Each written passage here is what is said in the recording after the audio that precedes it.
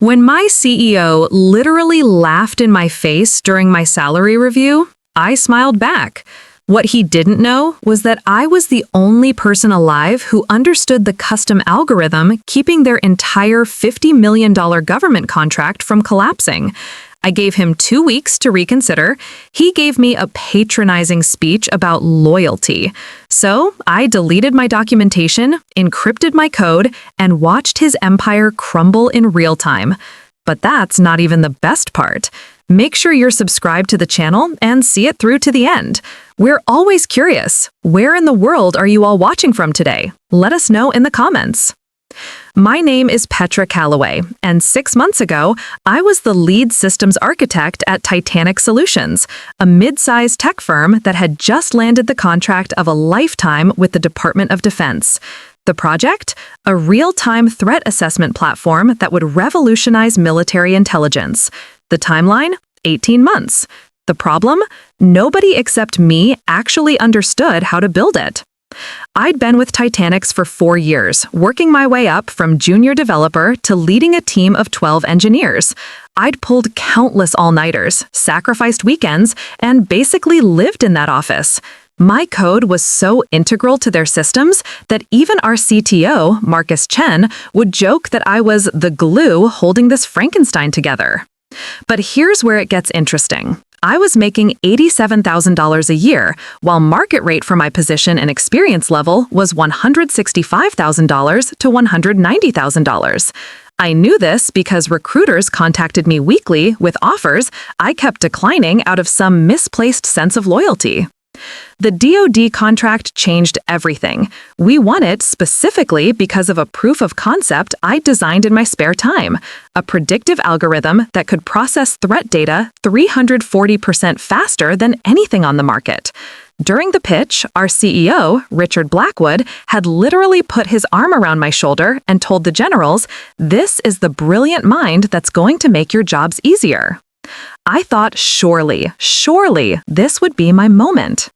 3 months into the project, I requested a meeting with Richard.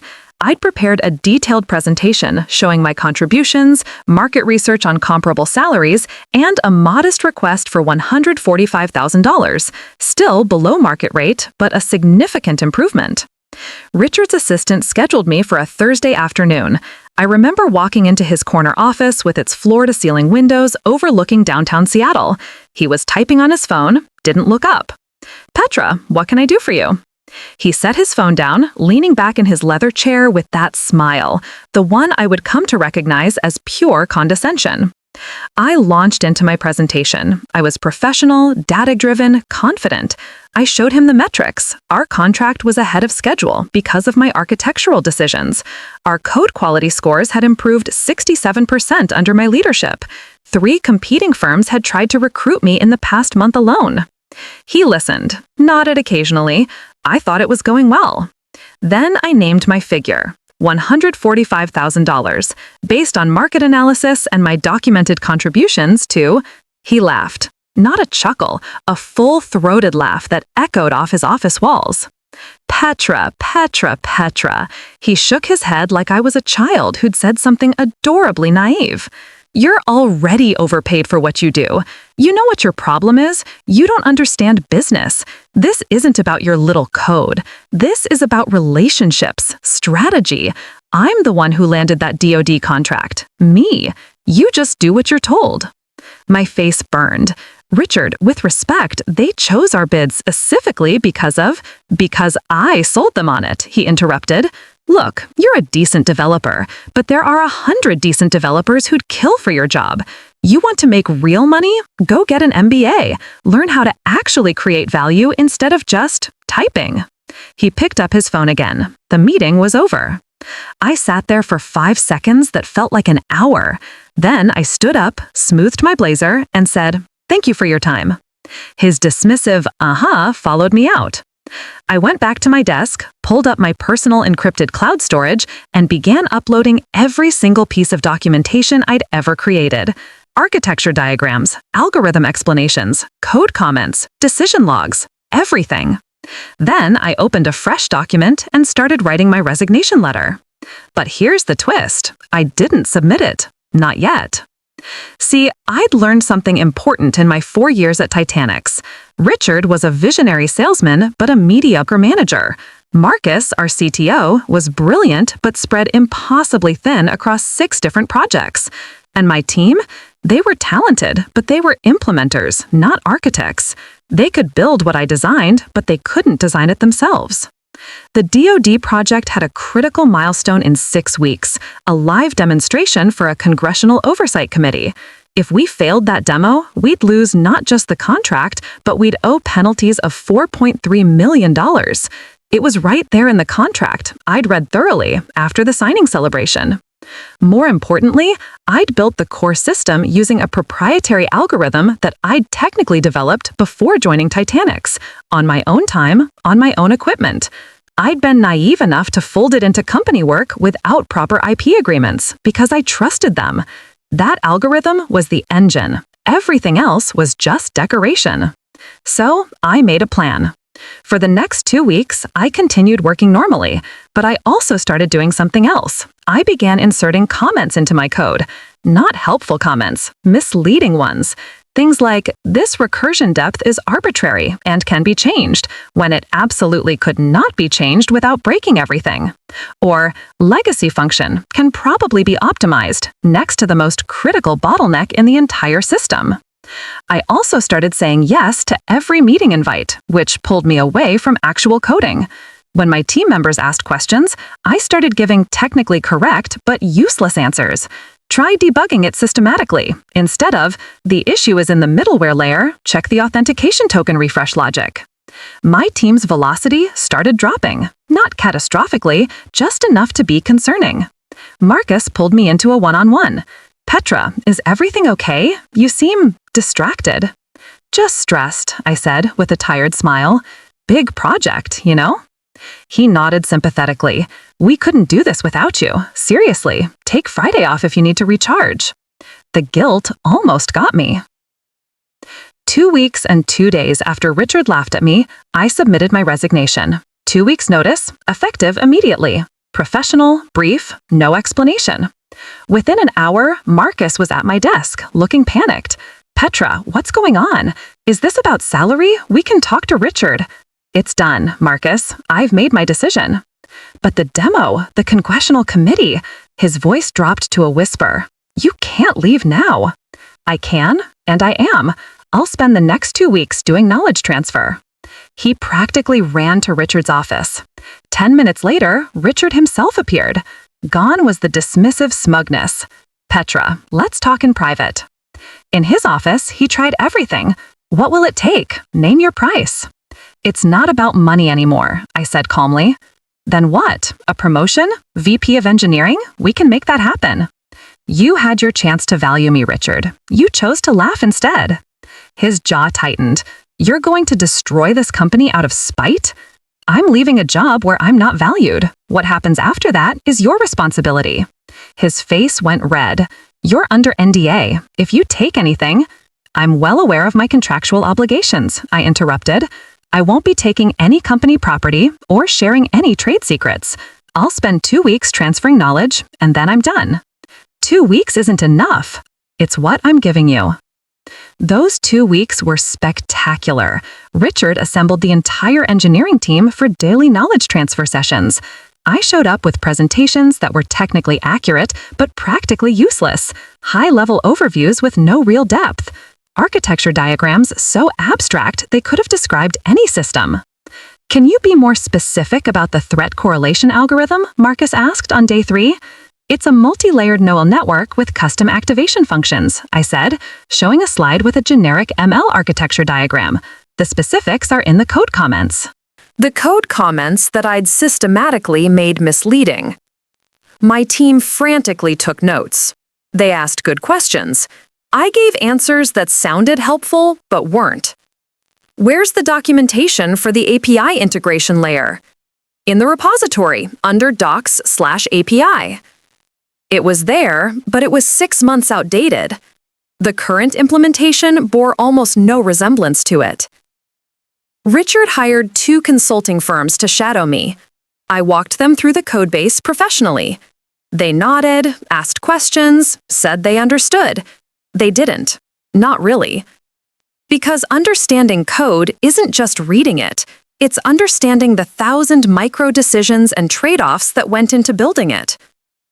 On my final day, the team threw me a small goodbye party. There was cake. Some people seemed genuinely sad. Others looked terrified. Marcus pulled me aside. "Petra, I know you're upset with Richard, but if things fall apart, people will lose their jobs. Good people. People who aren't responsible for how you were treated." For a moment, I wavered. Then I remembered Richard's laugh, his patronizing voice. "You just do what you're told." Then Richard should have thought about them before he devalued the person keeping this project alive, I said. I handed over my laptop, my access badges, and walked out. I'd lined up a new position before I left, a senior architect role at a competing firm for $178,000 plus equity. I started the following Monday. For the first week, nothing happened. I almost wondered if I'd overestimated my importance. Maybe they'd figure it out. Maybe I was the arrogant one. Then Marcus called me. It was 11 p.m. on a Thursday. "Petra, please. The demo is in 4 days, and the system is throwing errors we can't debug. Just tell me what we're missing." "I'm no longer employed by Titanics, Marcus. I can't help you." "I'll pay you. Consulting rate. Whatever you want." "Not interested." "People's livelihoods are at stake." "Then you should have paid me mine when you had the chance." I hung up. Richard tried next, the following morning, much less friendly. "You sabotaged the code," he accused. "We'll sue you for everything." "I did no such thing," I said calmly. "Every line of code I wrote works exactly as designed. If your team can't maintain it, that's a management problem, not sabotage." "You deliberately made it impossible to understand." "I wrote complex code for a complex problem. That's what you hired me to do."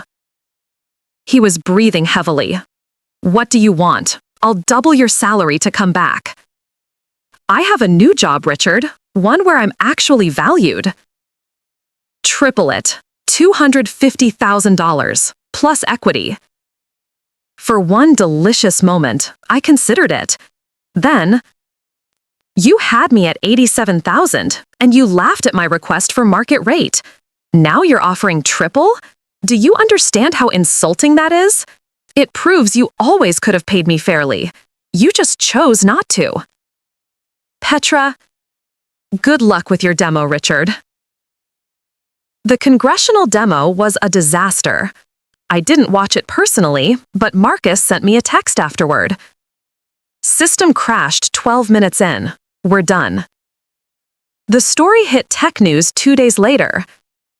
Defense contractor fails critical demo, may lose $50 million contract.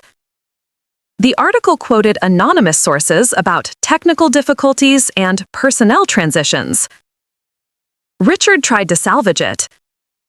They brought in an emergency team of contractors, burned through their reserve budget, pushed back the timeline. The DoD gave them one more chance, a redemo in 30 days. They failed that one too. The contract cancellation was announced 6 weeks after I left. $4.3 million in penalties, plus they had to return the $3.2 million they'd already spent. Titanic's stock price, which had soared on the DoD contract news, crashed 63% in a single day. Layoffs followed. 30 people, including half my old team. Marcus survived, but was demoted. Richard, well, that's where it gets really interesting. Turns out, Richard had personally guaranteed some of the contract terms to get better financing. When Titanics couldn't pay the penalties, he was on the hook personally. He had to liquidate assets, sell his vacation home, his classic car collection. But here's the twist I never saw coming. 3 of Titanic's board members had been looking for a reason to oust Richard for months. His ego, his poor management, his inability to retain top talent. It was all documented.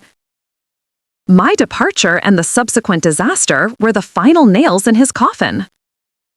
He was fired with no severance package, escorted out by security. I learned all this from Marcus, who reached out 6 months later. We met for coffee, carefully, as he was looking for a new position and wanted advice. It fell apart so fast, he told me, stirring his cappuccino. Like watching a building collapse in slow motion. Every system you'd touched started having problems. The new team we brought in kept finding architectural decisions that made perfect sense in isolation, but required your specific knowledge to maintain. It was like you'd built a puzzle that only you could solve. I built a sophisticated system for a sophisticated problem, I said, neutrally. You built it so only you could maintain it. I built it the way it needed to be built. I also documented extensively. It's not my fault that Richard created an environment where the only person who understood it felt compelled to leave. Marcus nodded slowly. He did this to himself, didn't he? He did. For what it's worth, I'm sorry. I should have thought harder for you. Yes, I agreed. You should have. Here's the final twist. Remember that proprietary algorithm I mentioned? The one I technically developed on my own time? 6 months after leaving Titanic's, I filed for a patent. My patent. Because I'd developed it before joining the company, using my own resources, and I'd never signed away the IP rights specifically for it.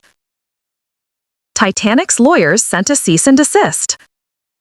My lawyers sent back my employment contract, my development logs with timestamps, and my personal equipment purchase receipts. They had no case. I then licensed that algorithm, the core technology that made the DoD project possible in the first place, to 3 different companies, including my current employer. That algorithm generates more annual income for me now than my entire Titanic salary. And Titanic's?